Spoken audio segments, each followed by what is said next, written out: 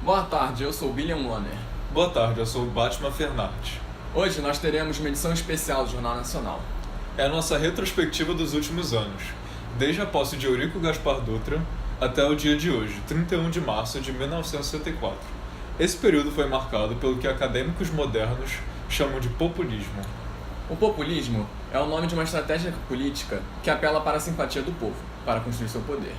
Candidatos estatais focam em resolver, ou ao menos prometem resolver, problemas comuns e pertinentes às camadas mais populares do povo, prometendo diminuir a desigualdade e a corrupção, além de estar sempre criando novos serviços sociais.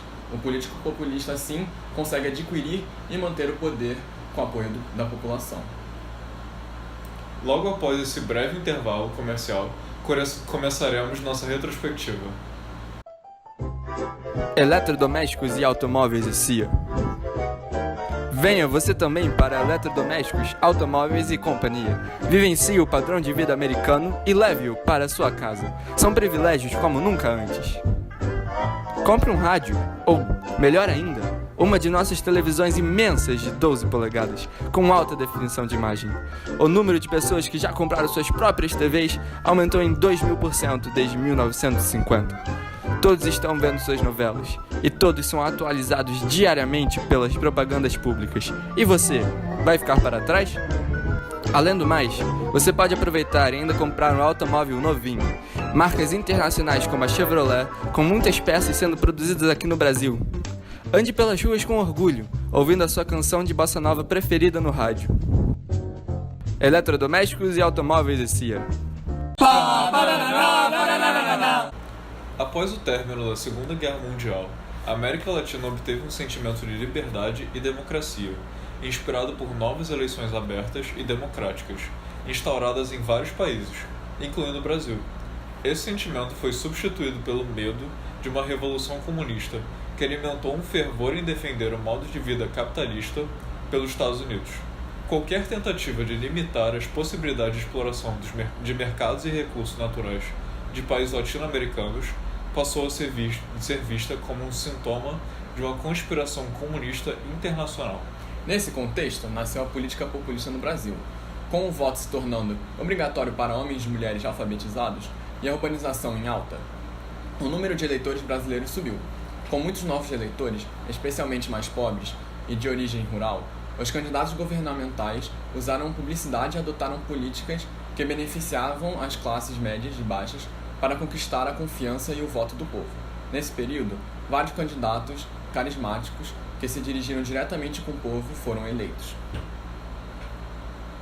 No mesmo período, um conflito econômico e político surgiu entre os chamados nacionalistas e entreguistas.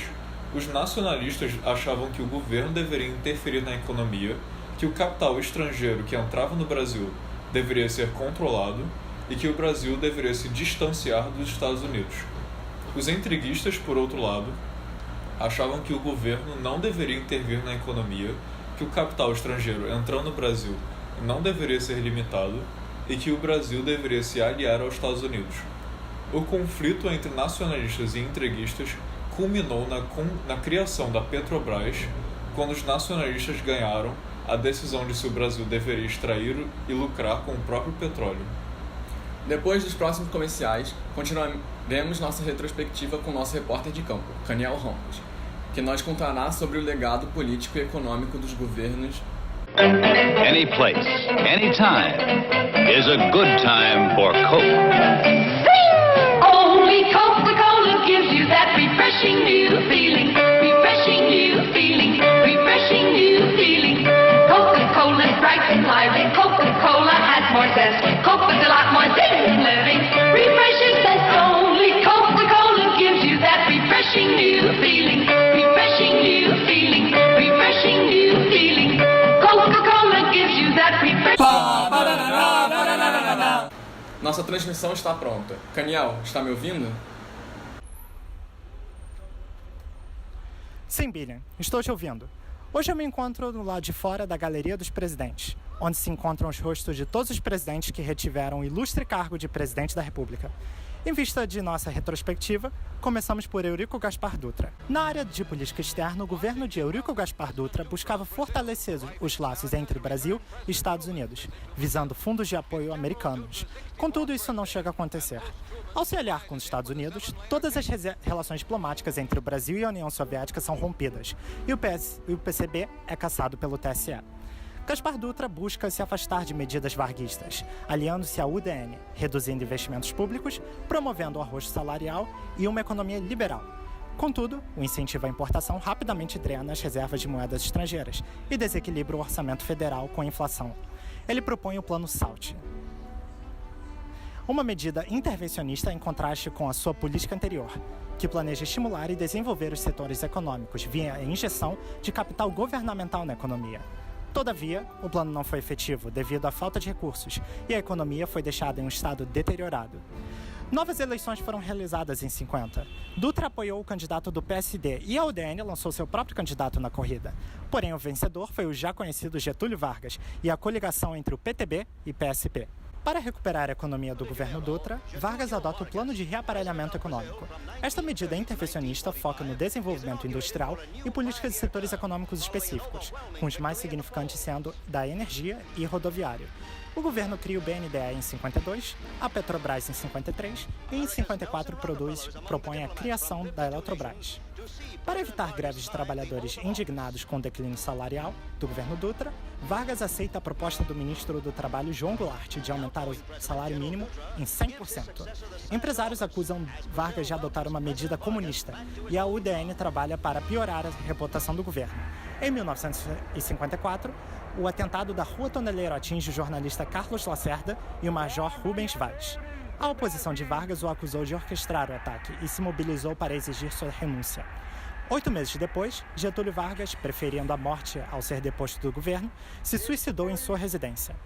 Ele deixou uma carta de suicídio que gerou comoção entre seus apoiadores e a população geral, principalmente entre aqueles afetados pela CLT. O vice-presidente Café Filho assumiu o cargo de presidente, mas por motivos de saúde foi eventualmente substituído pelo presidente da Câmara, Carlos Luiz. As próximas eleições foram realizadas em outubro de 1955. Juscelino Kubitschek é então eleito com seu plano de metas, consistindo de 31 metas para diversos campos da economia e governo, uma das quais era a construção de Brasília. Ele resultou em um crescimento de 100% das indústrias base, via uma política econômica liberal. Kubitschek tenta restabelecer relações comerciais com o RSS, mas é impedido devido a preocupações com segurança nacional. O Plano de Estabilização Monetária é formulado em 58, visando a entrada de capital estrangeiro no país para conter a inflação. Porém, ao ser implementado, acaba gerando aumento do preço de produtos básicos, gerando grande oposição pela esquerda política. Para arcar com os custos e ainda manter a proposta de desenvolvimento, o governo é forçado a romper com exigências do FMI. Nas eleições de 60, o candidato da UDN, Jânio Quadros, se candidatou à presidência com João Goulart do PDB como seu vice, eventualmente ganhando as eleições e assumindo o cargo presidencial em janeiro. O governo de Jânio Quadros é em parte marcado por suas posições contraditórias. Ao assumir o cargo, ele elogia o governo de JK, porém quase que imediatamente depois reclama do fardo financeiro deixado pelo mesmo. Ele adota uma política econômica conservadora, mas curiosamente também decide retomar relações políticas e comerciais com a União Soviética, causando muitos apoiadores de seu governo a criticarem-o.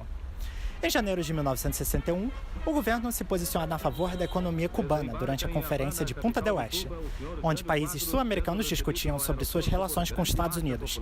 Che Guevara, eventualmente, recebe a condecoração da Ordem Nacional do Cruzeiro do Sul, enfurecendo militares e civis conservadores, assim como criar divisão entre os membros da UDN. Eventualmente, os militares exigem a deposição de Quadros, que agora possuem o suporte de parte da UDN. A figura prominente do partido, Carlos Lacerda, então declara em redes de rádio nacional e televisão que Jânio Quadros estaria tramando um golpe de Estado. Ele renuncia no dia seguinte e tenta gerar comoção popular e oposição à renúncia via uma emocional carta de renúncia. Contudo, sua tentativa foi falha e seu vice-presidente, João Goulart, assume a presidência sobre regime parlamentarista. Agora chegamos ao nosso presidente atual, João Goulart. Quando Jânio Quadros renuncia, João Goulart está em uma viagem a propósito de aproximar o Brasil e o bloco socialista economicamente. Ao tentar retornar para o Brasil, civis e militares antivarguistas tentam impedi-lo, alegando que isto geraria instabilidade nacional. Contudo, o Congresso vetou o pedido e o presidente assumiu o cargo em regime parlamentarista pela primeira vez na história republicana brasileira. O gabinete ministerial inicial, presidido por Tancredo Neves, possuía mais atribuições do que o presidente e buscava aumentar a integração nacional. Todavia, esse gabinete foi dissolvido em 62, pois todos os ministros decidiram concorrer a eleições, levando a um novo gabinete presidido por Brochado da Rocha. O governo eventualmente retornou ao modelo presidencialista, via um plebiscito. A principal bandeira política e econômica do apelidado Jango eram as reformas de base, que promoviam maior igualdade social. Economicamente, as reformas agrárias, bancárias, fiscal, universitária e urbana e administrativa estavam em plano, com a de maior destaque sendo a reforma agrária, que provinciava a redistribuição de terras agrícolas em nível nacional. Também estavam incluídas a ampliação do direito ao voto aos analfabetos e baixas patentes militares, e maior intervenção do Estado na economia, junto com o controle de investimento econômico estrangeiro no país. Ainda não sabemos qual será o desfecho desse governo, porém sabemos que os grandes proprietários e militares não estão nada contentes. De volta com vocês, Billiam, Batman. Muito obrigado, Caniel. Agora iremos à nossa última matéria da retrospectiva, com o nosso grande Balvão Bueno, logo após os comerciais. Olá, eu sou o Capitão Nascimento. O Exército Brasileiro me concedeu esse tempo para falar sobre um assunto importante para todos: crianças.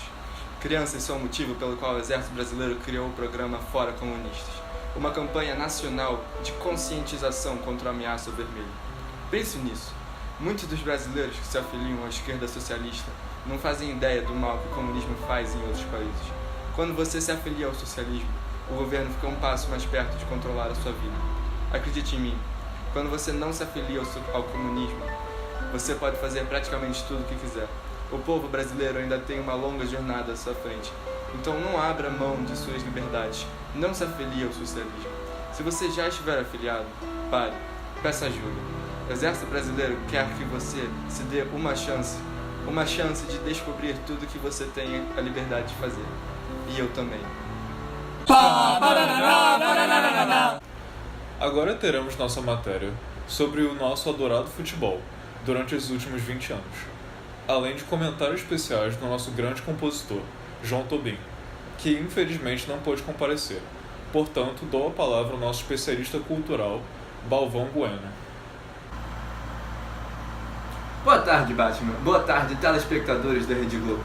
Irei começar dando a carta do Sr. Tobim, já que mesmo não pode estar aqui hoje. Queridos ouvintes do JN, Batman, Billiam e Balvão, peço minhas humildes desculpas por não estar presente com vocês no programa de hoje. Como inicialmente combinado, irei falar sobre a bossa nova durante os governos dos nossos últimos presidentes. A bossa nova é o estilo musical do século, um símbolo da inovação e da vida moderna. Juntando elementos do jazz americano com o samba brasileiro, a bossa nova conquistou não só os corações dos nossos conterrâneos, mas também os de pessoas de todo o planeta. Uma de minhas obras favoritas em parceria com meu bom amigo Vinícius de Moraes é conhecida mundialmente. Além disso, um de nossos presidentes acolheu com grande afinco a ideia da bossa nova. Juscelino Kubitschek conseguiu apropriar o espírito inovativo da música e passou a ser chamado de presidente bossa nova, já que fez de tudo para modernizar e desenvolver o Brasil.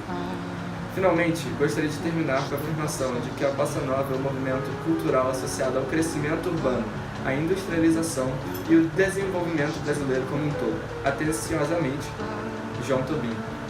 Nossa, incrível. Simplesmente incrível. O nosso João Tobim é mesmo um grande homem. Porém, a música não é a única coisa que cativou os brasileiros nesses últimos anos. A paixão dos brasileiros pelo futebol é algo que deve ser prontamente mencionado.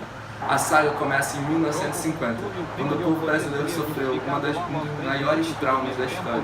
A derrota para a seleção uruguaia em pleno Maracanã por 2-1 destruiu o ideário futebolístico da pátria das chuteiras. De certo modo, toda a nossa cultura foi feita em pedaços. Felizmente, 8 anos depois, a história foi bem diferente. Com o preparamento físico e nutricional baseado em princípios científicos modernos, a seleção brasileira foi revitalizada. Era como se o clima de euforia vivido pelo Brasil durante o governo de JK tivesse se espalhado para todos os setores do país. Um desses setores sendo o futebol. Jogadores como Belin, o primeiro a erguer a taça da Copa, Newton Santos e Zagallo entrando em campo para defender a seleção, o habilidoso Pelé, extremo com 17 anos, e Garrincha, ambos entortando as defesas adversárias. É claro, não devemos esquecer de Didi, o inventor da folha seca. Com a vitória na Copa de 1958, a pátria das chuteiras conseguiu retomar seu orgulho perdido. Na Copa seguinte, em 1962, nossa grande seleção não vacilou e ganhou de novo. Enfim, aguardemos as próximas edições da Copa para ver o que vai acontecer. Batman, Billy. Obrigado, Balvão. O Jornal Nacional termina aqui. Lembrando que depois da novela nós teremos... Interrompemos nossa programação para um plantão Jornal Nacional.